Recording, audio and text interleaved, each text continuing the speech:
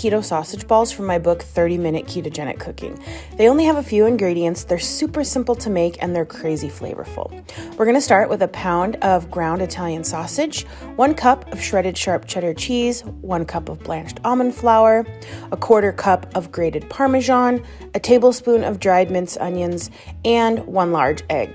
And we're just going to mix that all together until all of the ingredients are well incorporated. Once you've got everything mixed, you're going to preheat the oven to 350 degrees and line a baking sheet with parchment paper or a silicone baking mat. Then from there, you're going to roll the mixture into meatballs about 1.5 to 2 inches.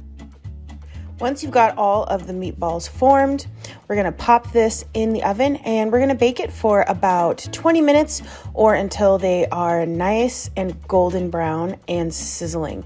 You'll see the cheese on the outside starts to get nice and crispy and bubbly. Delicious. Listen to that sizzle. Oh my goodness, it's so good. From there, you're going to let them cool just a bit and then serve them with your favorite sauces. I like to serve mine with a little bit of ranch and some barbecue sauce.